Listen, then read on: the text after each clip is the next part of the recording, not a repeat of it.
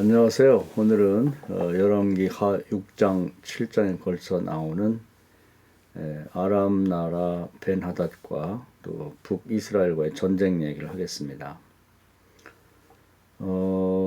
엘리사 시대에 엘리사가 하나님과 또 북이스라엘 사이에 중간자 역할을 잘하죠. 그래서 하나님 나라의 능력의 통로가 돼서 필요할 때마다 하나님 나라의 도움을 가져다가 이제 이스라엘 나라를 많이 도와줬습니다. 전쟁에서도 여러 차례 얘기했고, 또 어느 동네에 물이 쓴 물을 단물로 만들어 주기도 했고, 또 사수하게는 일하다가 도끼가 물에 빠진 걸 건져주기도 하고, 그래서 대소사에 하나님의 능력을 마음껏 가져다가 활용하는 그 역할을 했죠.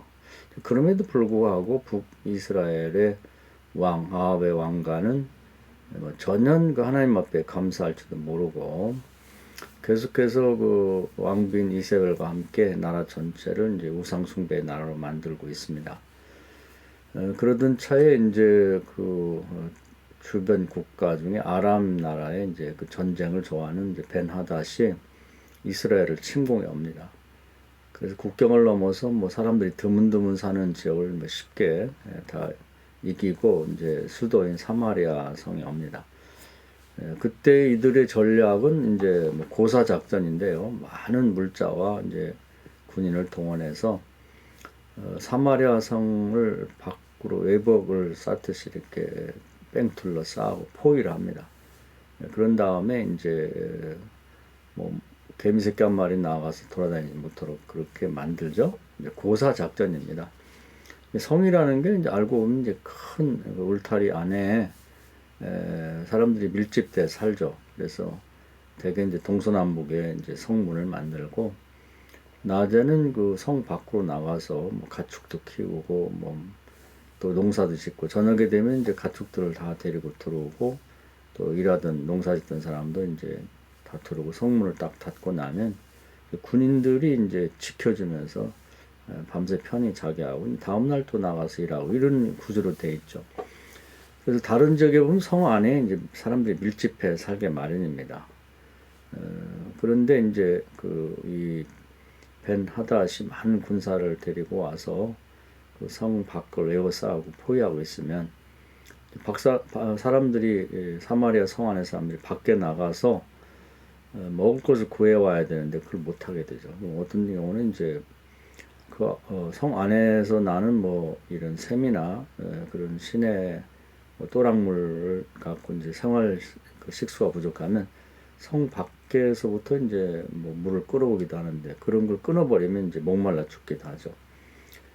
그래서 이런 작전이 가장 잔인한 작전인데 그 6장의 기록을 보면은 나중에 점점 어려워져 가지고 먹을 것이 없다 보니까 평소에 먹지 않는 나귀 대가리도 비싸게 팔리고 심지어는 더 먹을 게 없다 보니까 비둘기 똥을 돈 주고 사고 팔기도 했다고 그래요. 아마 다른 가축의 똥보다는 그 좀 먹을 영양분이 있었던 것 같습니다. 아주 최악의 경우죠. 그리고 나중에 보니까 그 왕이 이제 백성들 어떻게 사는지 한번 성을 시찰하는데 두 여자가 싸우고 있죠. 그래서 왜 싸우냐 그러니까 어떤 애기 엄마 둘이 실제 이런 일이 있었는지 참 의문이 갑니다. 너무 배고프다 보니까 마치 짐승을 잡아먹듯이 오늘은 네 아들 잡아먹고 내일은 내 아들 잡아먹자. 그래서 실제로 한 여인이 자기 아들을 내놔서 잡아서 같이 나눠 먹었다는 거예요. 근데 다음날 네 아들 내놓으라고 했더니 어디다 감추고 안 내놓는다. 그걸 갖고 싸우고 있는 거죠. 이해가 안 되는 상황이죠. 그 영화 같은 걸 보면은 시베리아 같은 데 비행기에 떨어져서 정말 먹을 것이 없는 경우 사람을 구하러 올 때까지 죽은 동네 시체를 그것을 먹었다 이런 얘기는 있죠. 그리고 또 북한 같은 경우 고난의 행군 때 350만 명이 굶어 죽었다는데 탈북자들 얘기를 들어보면 지금도 믿기지는 않지만 그 당시에 이렇게 살찐 사람이 동네에 다니다가 붙잡혀갖고 어디 갔나 보니까 뭐 너무 배고픈 사람이 잡아다가 죽여가지고 뭐 이 김치를 이제 담가서 땅을 파고 거기다 이렇게 어떤 굴 같은 걸 만들어 가지고 거기다 놓는데 이제 거기다가 사람을 잡아서 거기다 갖다 놓고 이제 조금씩 조금 먹었다, 그렇게 발각됐다, 뭐 그런 얘기를 하더라고요. 끔찍한 얘기죠. 그리고 뭐 그 당시에는 사람이 죽어서 뭐 이렇게 산에다 매장을 하게 되면 거의 100% 몰래 스무닭을 꺼내다가 먹었다고 그래요. 그래서 정말 얼마만큼 비참했는지를 이제 생각해 보게 만듭니다. 그러니까 이게 옛날 얘기만이 아니고 지금도 이제 그 하나님의 도움을 받지 못하고 정말 저주받게 되면 이런 지경에 처할 수가 있다고 하는 걸 보여주고 있습니다. 이 성경에 이런 얘기가 있는데 그 성경 밖에 유세비우스라고 하는 역사가가 있습니다. 그 사람이 쓴 역사라는 책을 보면 이런 일이 있었다고 기록되는 걸 보면 거짓은 아니었지 않는가, 그런 생각이 들고, 사람이 어렵게 되면 어디까지 어렵게 되는지를 이제 여실히 보여주고 있습니다. 욥기를 보면 하나님께 도움받지 못하고 버림받고 이제 사단에게 내던져졌을 때 어디까지 사람이 망가질 수 있는지를 이제 보여주죠. 물론 이건 소설입니다. 욥기는. 그렇기 때문에 뭐 하나님 의인을 무슨 일부러 사단에게 내던지지는 않죠. 그러나 하나님의 도움 받지 못하고 내던져졌을 때 어디까지 망할 수 있는가를 이제 그런 하나의 가상으로 보여주는 거죠. 그 재산이 다 없어졌고 또 자식 10명이 다 죽었고 자기는 병들었고 아내는 욕하고 도망갔고 친구들로도 버림받고 명예도 뭐 모든 것도 다 잃어버리는 그 지경까지 가는 거죠. 그러니까 사단은 요한복음 10장 10절에 보면 사람을 죽이고 멸망시키는 존재이기 때문에 사단에게 던져지면 뭐 말로 다 할 수 없는 고통과 더불어 이제 지옥까지 떨어진다, 이렇게 볼 수가 있습니다. 그래서 성경에 보면 저주라는 말이 나오는데 굉장히 무섭죠. 예수님의 말씀을 들어보면 저주마저도 이제 하나님의 마지막 사랑의 방편이다. 아직도 하나님 손안에 있는 거죠. 그래서 눈이 범죄하면 눈을 빼고라도 천국 가는 게 낫고, 다리가 범죄하면 다리를 자르고라도 천국 가는 것이 낫다. 뭐 이제 부활할 때 이제 새 몸을 입으면 되니까요. 그래서 그런 눈을 빼거나 두 다리를 잘라버리는 저주마저도 하나님이 마지막 구원하려고 하는 이제 그런 방편이 하나다, 이렇게 볼 수 있는데, 그보다 더 나쁜 건 뭐냐면 이건 저주도 필요 없다고 이제 그래서 하나님의 심판의 천사에게서 이제 사단에게 내던졌을 때 그게 얼마만큼 이제 비참한가를 이제 욥기가 보여주고 있는 것이죠. 북쪽 이스라엘이 지금 이제 그런 지경에 처했습니다. 일종의 저주라고 봐야겠죠. 뭐 하나님으로부터 큰 은혜를 받고도 전혀 변화의 기미가 없고, 왕과 이세벨 그 왕비가 그냥 뭐 나라 전체를 우상숭배의 나라로 계속 만들고 있기 때문에 이 기도할 수 있지만 엘리사가 기도하지 않고 내버려 둡니다. 그랬더니 정말 비참한 지경에 처하게 됐습니다. 뭐 자식을 잡아왔다는 얘기는 이제 극단적인 한 단면을 보여주고 있는 건데, 전체적으로 이제 나라가 그만큼 어려워졌다는 것입니다. 그럴 때 왕은 회개하는 게 아니라 오히려 이런 모든 문제가 엘리사 때문이다 그러면서 엘리사를 목을 쳐 죽이겠다고 얘기를 합니다. 그러니까 좀 어처구니 없는 일이죠. 요즘도 보면은 뭐 국가 안에 무슨 문제가 생기면 교회가 잘못이고 이제 교인들이 잘못인 걸로 그렇게 치부를 하는데, 이거 참 문제가 됩니다. 그렇게 하면 안 되는 거죠. 사실 우리 대한민국도 잘 사는 건 뭐 사람들이 관점이 다 다르겠습니다만은 교인들이 열심히 신앙생활을 기도해서 하나님의 축복으로 이 나라가 잘 살게 되는 거죠. 사실 밥 세끼 먹게 된 것은 한 3, 40년 전입니다. 제가 어릴 때만 해도 뭐 학교에 다닐 때 도시락 싸우는 애가 별로 없었습니다.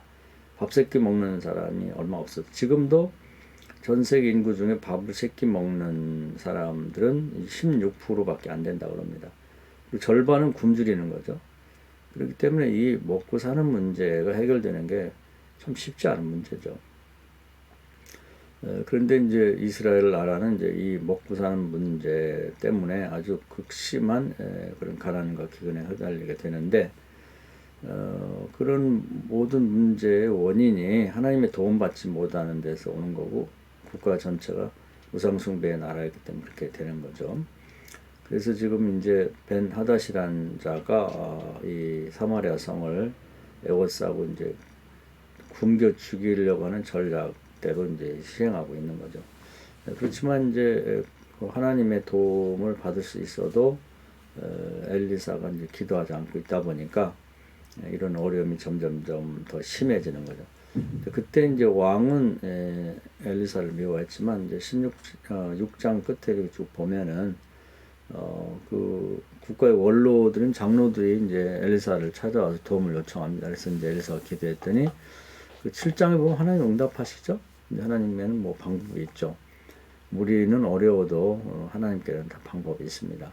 하나님께서 말씀하기를 내일 이맘때쯤 되면은 뭐 시장이 열려가지고 평소에 그 거래가 되던 것처럼 곡식가를 살 수 있을 것이다, 그런 얘기를 해줍니다. 근데 그 당시에 이제 이런 얘기를 했을 때 뭐 믿는 사람은 대부분이 없었고, 어떻게 그렇게 되겠는가? 밖에는 뭐 계속해서 강력한 아람 군대가 에워싸고 있는데 도대체 어떻게 그렇게 되겠는가? 이제 그런 걱정할 필요 없죠. 하나님은 이제 다 방법이 있죠.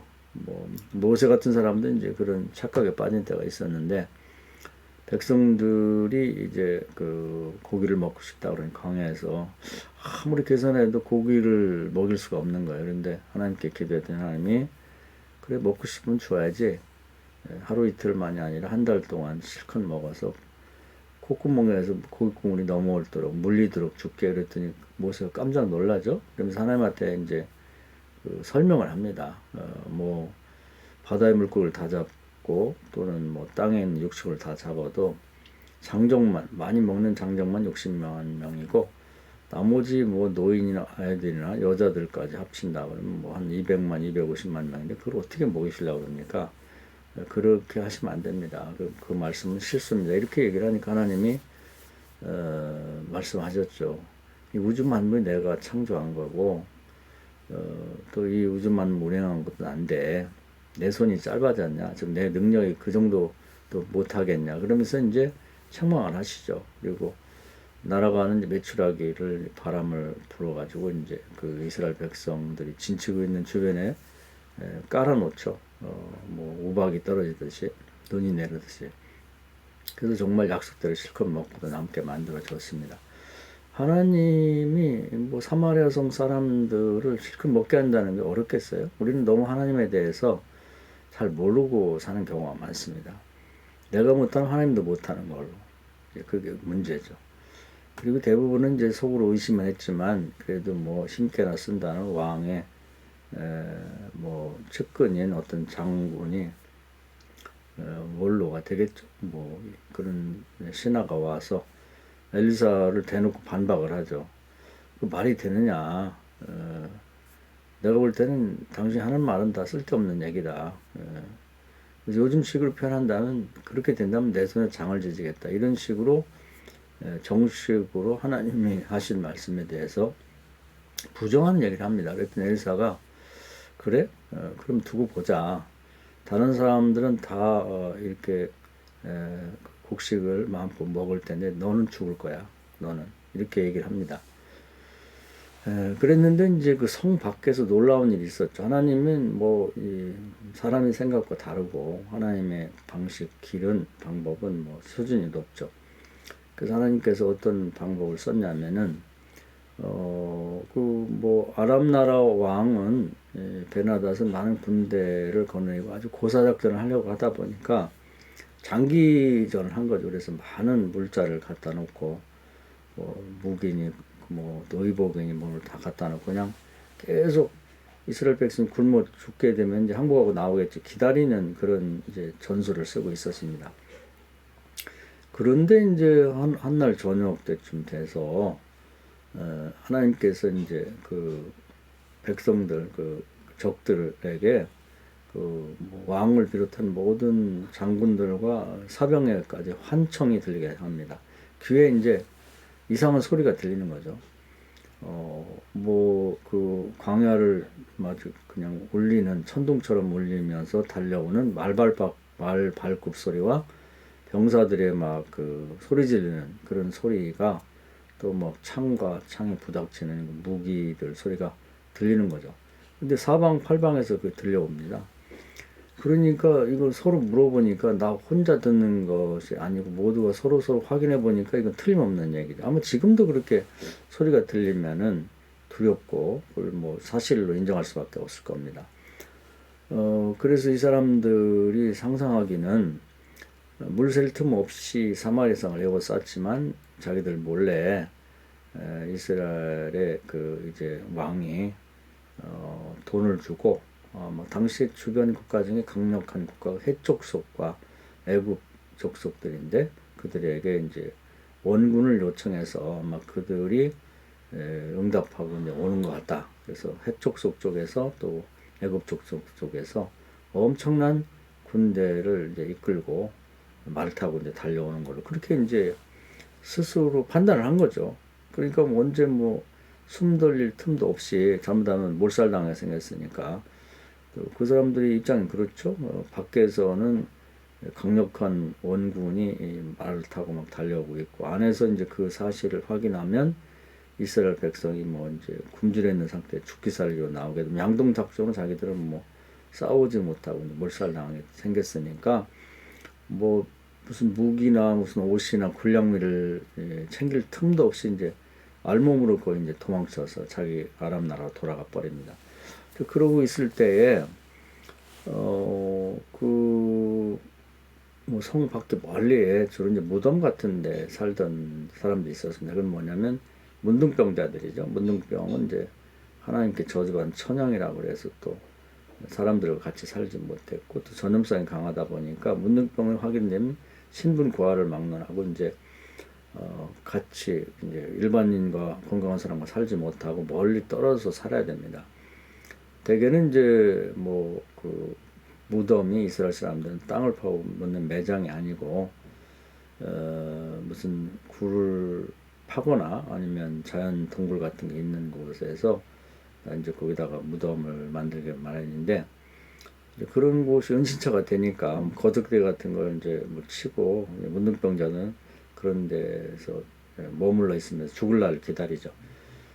그런데 그 사람들은 뭐 일할 수 없으니까 이제 사마리아 성에 가족이 있으면 평소 같으면 멀리 매일매일 이제 가족만 기다리는 거죠. 그러면 가족들이 와 손 흔들고 뭐 이제 먹을 것도 갖다 놓고 이제 옷도 옷을 갖다 놓으면 이제 그들이 돌아간 다음에 와서 이제 그거 갖고 먹고 살고 그런 생활을 했는데 사마리아 성이 포위되어 있다 보니까 뭐 문둥병자들까지 돌볼 여유가 없죠. 그러니까 이 사람들은 더 힘들게 됐습니다. 그래서 어느 날 어차피 굶어 죽으나 또 문둥병을 죽으나 또 뭐 아람 군대가 먹을 걸 많이 갖고 왔다 그러니까 가서 좀 뭐 달라고 해갖고 주면 얻어먹고 아니면 뭐 맞아 죽거나 어쨌든 그냥 아무것도 안 하고 있는 것보다는 가서 뭘 해야 되겠다 생각하고 아람 군대 진영에 이제 살금살금 가보니까 놀라운 일이 벌어졌죠. 군인은 하나도 없고 뭐 의복이니 뭐 군량민이 엄청난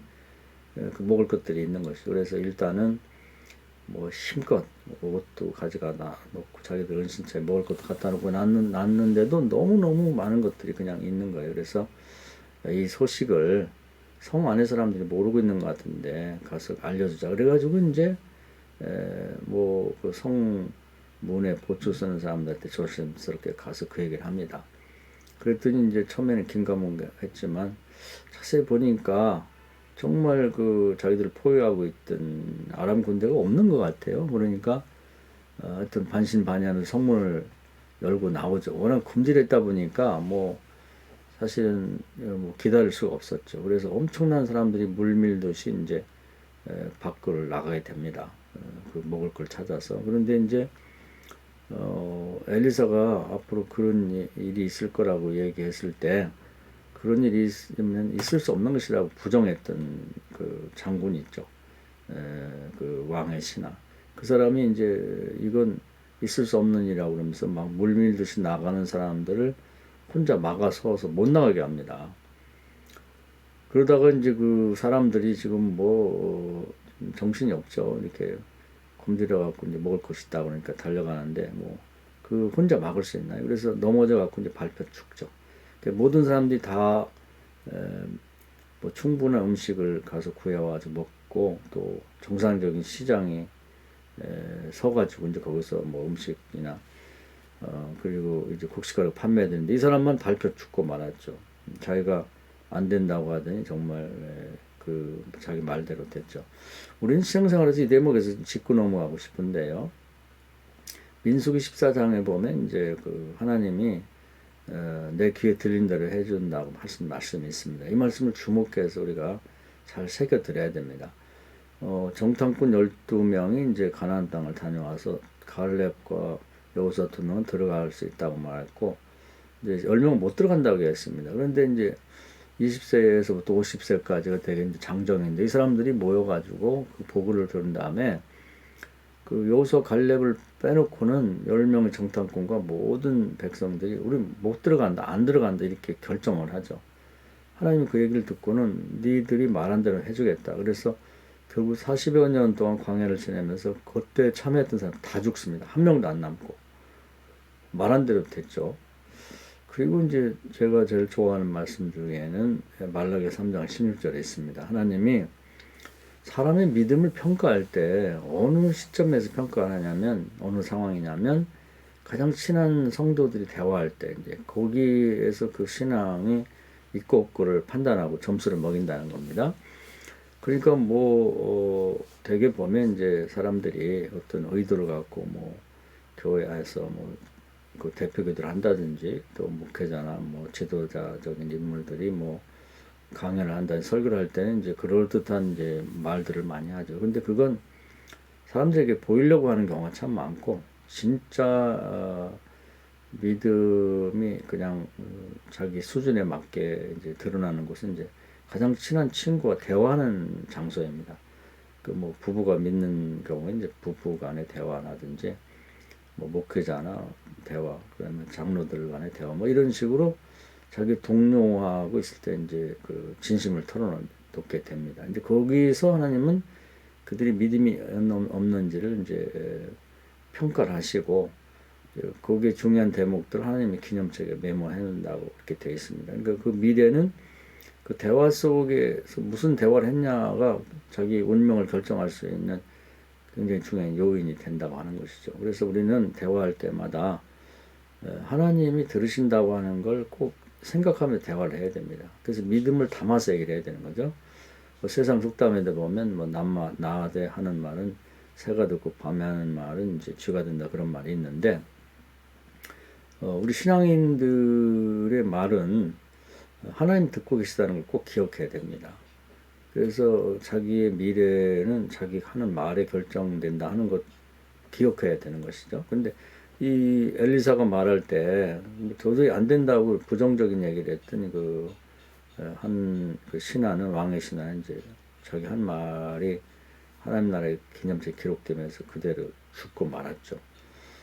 그래서 오늘 이 말씀을 한번 깊이 생각해 볼 필요가 있습니다. 이 열왕기하 6장과 7장에 걸쳐서 일어난 일들은 뭐 그것이 옛날에 있었던 옛날 얘기가 아니고 일종의 수학 공식처럼 지금도 그대로 될 수 있다 하는 것을 보여주고 있습니다. 뭐 제가 오늘 얘기 중에 뭐 중간에 언급을 했습니다만 북한 같은 경우는 지금 현재 일어나고 있는 일이죠. 여기서 뭐 남한에서 차 타고 몇 시간만 가면 바로 북한인데 북한 지역에서 일어나고 있습니다.